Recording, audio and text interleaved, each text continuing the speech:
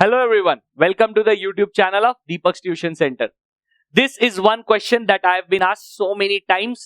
Sir semester 1 exam बिना पढ़े भी तो पास हो ही जाएंगे, अच्छे नंबर आ ही जाएंगे, क्यों? क्योंकि ऑनलाइन एग्जाम है, एमसीक्यू एग्जाम है, घर बैठ के एग्जाम देना है, आराम से चीटिंग कर सकते हैं, गूगल पे आंसर्स मिल जाएगा, सर आप ही हमारा पेपर सॉल्व कर दीजिए।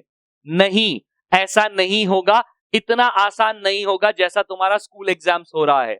हो सकता है तुमने स्कूल एग्जाम्स में बहुत चीटिंग किया हो सकता है तुमने गूगल पे सारे आंसर्स ढूंढ लिए हो सकता है तुम्हारे ट्यूशन टीचर ने या फ्रेंड्स ने हेल्प कर दी हो, लेकिन बोर्ड्स एग्जाम में इतना आसानी नहीं आएगा।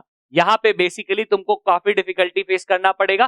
काफी सारे टीचर्स, स्कूल टीचर्स ये बात कर रहे हैं और मैंने काफी सुना है कि हो सकता है एक ऐप डेवलप किया जा रहा है जिस ऐप के जरिए ही तुम्हारा पेपर आएगा। सो अगर फोन में उस ऐप के जरिए तुम्हारा पेपर आएगा तो इफेक्टिवली जैसे ही वो ऐप ऑन होगा तुम्हारा बाकी ऐप ऑटोमेटिकली लॉक हो जाएगा, तुम ऐप को स्विच नहीं कर सकते। बट सर फिर तो हम लोग दूसरे डिवाइस से भी चेक कर ही सकते हैं, क्या ही दिक्कत है? नहीं, यहाँ पे प्रॉब्लम ये होगा कि हो सकता है वो प्रॉक्टर मॉनिटर्ड हो, तुम्हारा camera all the time on रहेगा, कैमरा को ऑफ करने का तुमको कोई ऑप्शन नहीं दिया जाएगा। यहाँ पे ऐसा हो सकता है कि वो कैमरा ऑल टाइम ऑन रहेगा और वो आर्टिफिशियल इंटेलिजेंस के थ्रू तुमको मॉनिटर करेंगे। तो अगर तुम्हारा मुंह बहुत ज्यादा इधर उधर हुआ या तुम बोल रहे हो तो वो सब वो डिटेक्ट करेगा और वार्निंग सिग्नल्स देगा। अगर बहुत ज्यादा वार्निंग सिग्नल्स आया तो ऑटोमेटिकली हो सकता है तुम्हारा पेपर ऑटोमेटिकली सबमिट कर दिया जाए या फिर तुमको डिस्कनेक्ट कर दिया जाए। दोनों ही केस में बहुत प्रॉब्लम है। दूसरा जो हमारा वो ऑप्शन हो सकता है वो हो सकता है स्कूल टीचर्स को दिया जाएगा जैसे इन्विजिलेशन होता है, पर अब की बार क्या किया जाएगा, उनको लैपटॉप में बैठा दिया जाएगा।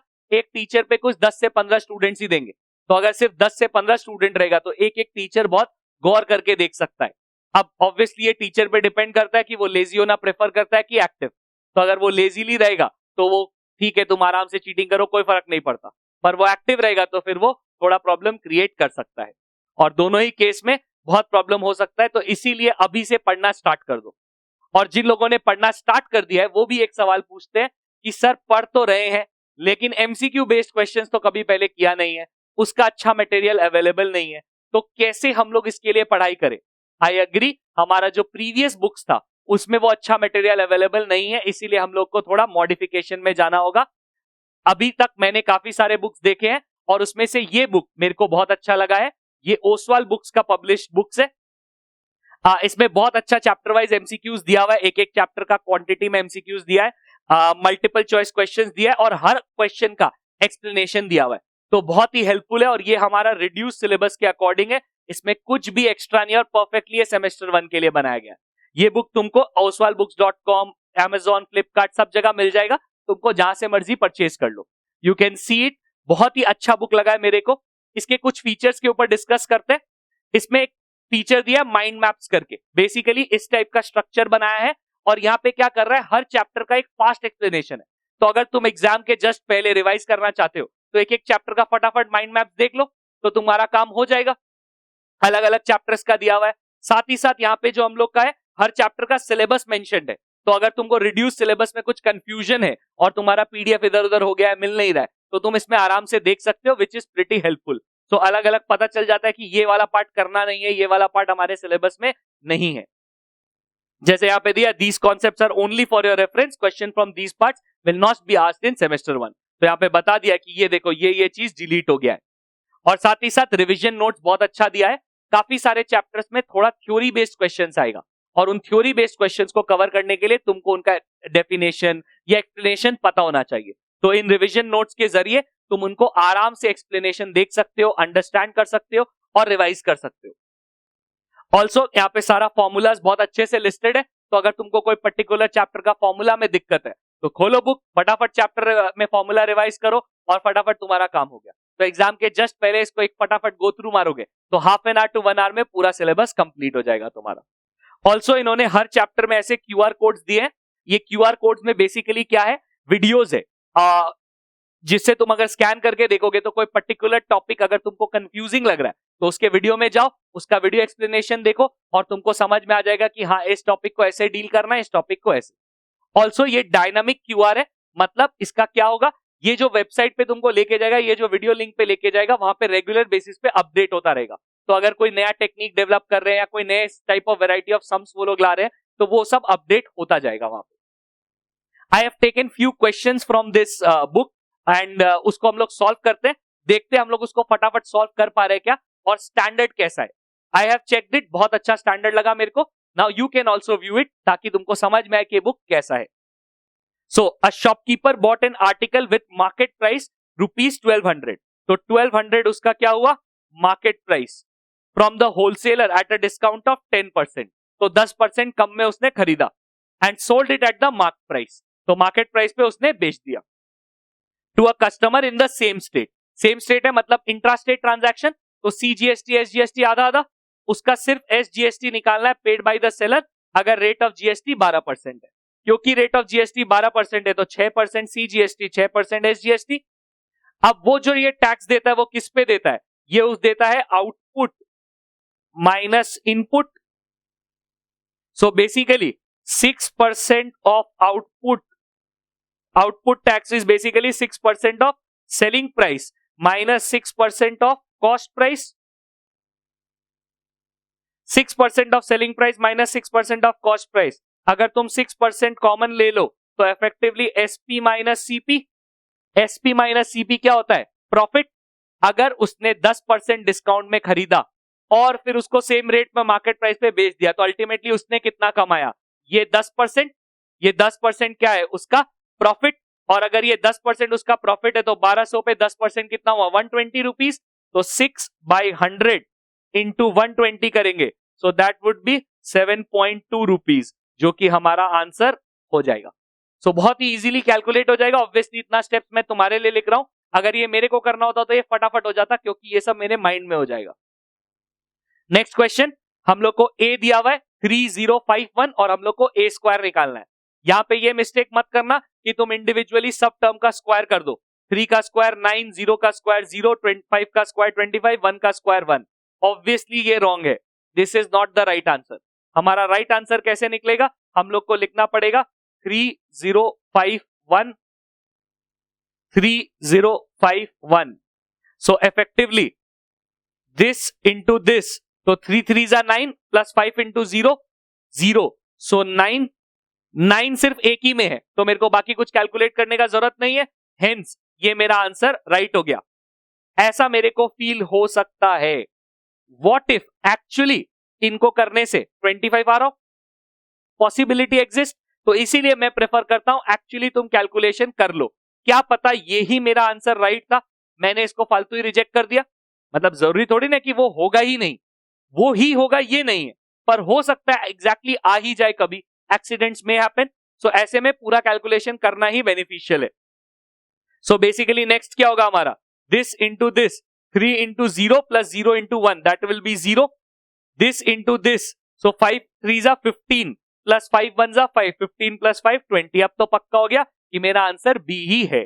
तो बेसिकली डिस्कशन करने की जगह अगर हम लोग फटाफट कर लेंगे इसको तो बहुत ही बढ़िया रहेगा। Next is a case based question, क्या दिया है पढ़ते हैं।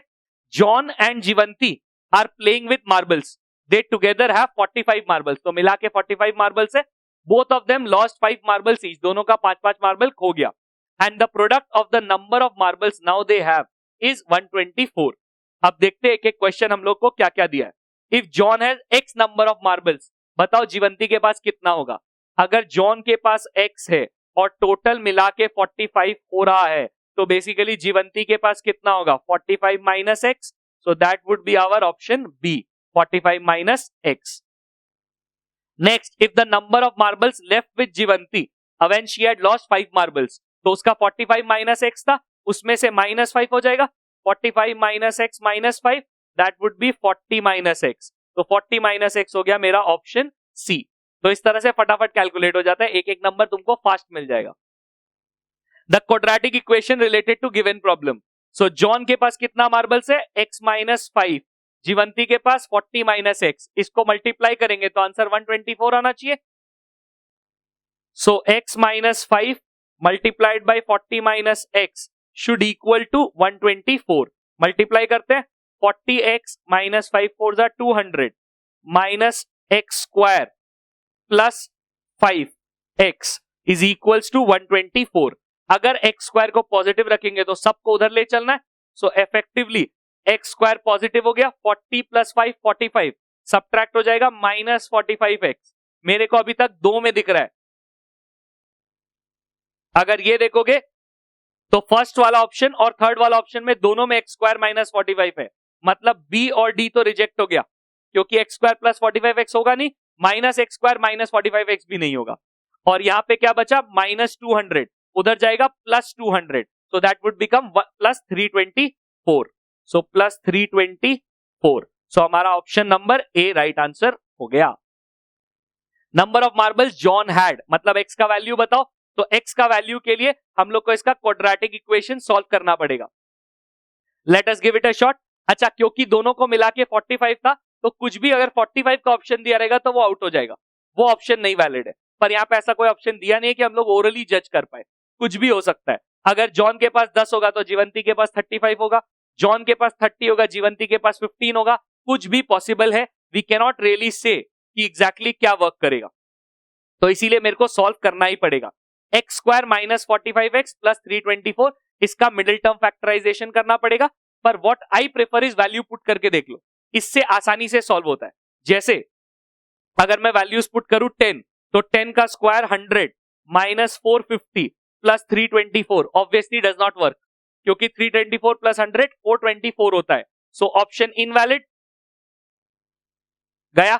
9 पुट करके देखते हैं, 9 का स्क्वायर होता है 81 माइनस 45 इंटू 9, सो 45 इंटू 9, 9 5 जा 45, 5 4 कैरी, 9 4 जा 36 प्लस 4 40 माइनस 405 प्लस 324। अगर इसको और इसको ऐड किया जाए तो क्या आ रहा है, 405, सब्ट्रैक्ट करेंगे 0 आ जाएगा, तो परफेक्टली राइट हो गया।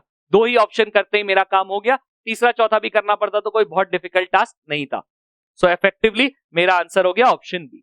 तो you can see case study based question भी कितना फटाफट कवर हो जाता है। Next question, Vijay is trying to find the average height of a tower near his house.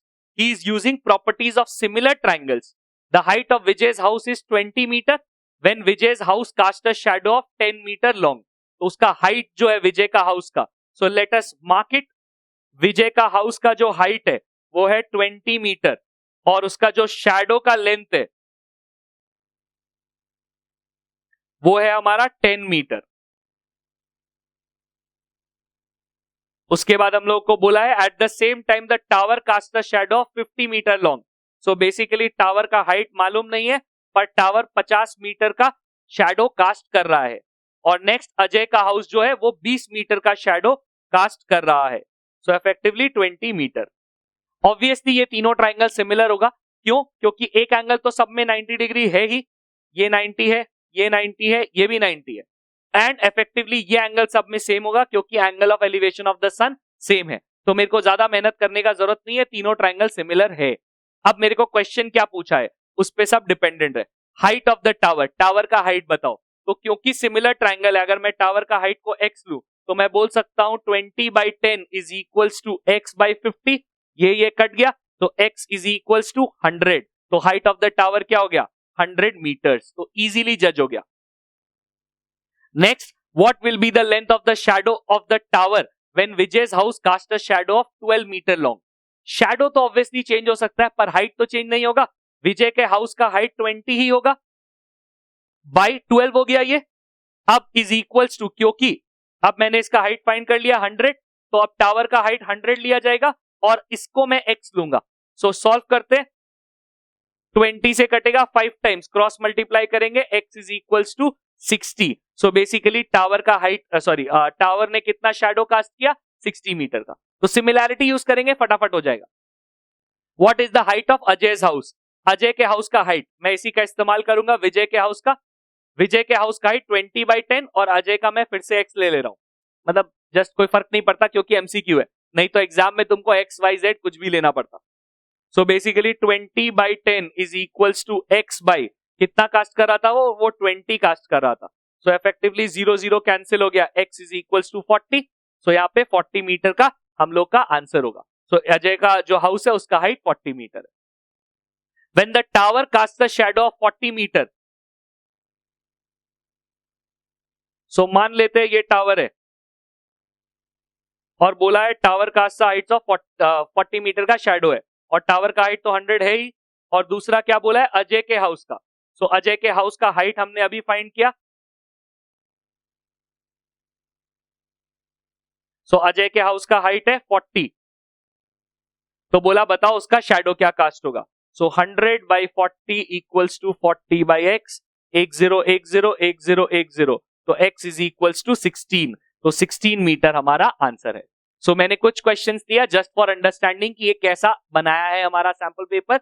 ये पेपर बहुत ही मतलब जो बुक है वो बहुत ही अच्छा बनाया है। I really recommend the book कि तुम उसको बाय करो और उससे सारे सम सॉल्व करो, ताकि तुमको एग्जाम में ये सब डिफिकल्टीज फेस नहीं करना पड़े। Thank you for watching the video. अगर आपको वीडियो पसंद आता है तो प्लीज इसे लाइक करें और इसे अपने दोस्तों के साथ शेयर करें, ताकि ये ज्यादा से ज्यादा लोगों तक पहुंच पाए। ऑल्सो सब्सक्राइब करना ना भूलें अगर आपने अभी तक नहीं किया है तो, और बेल आइकॉन तो जरूर प्रेस करें ताकि आपको मेरे फ्यूचर वीडियोस की टाइमिंग तुरंत पता चल जाए। जैसे ही वीडियो लॉन्च हो आपके पास नोटिफिकेशन आ जाएगा और आप उसका फायदा उठा सकते हैं।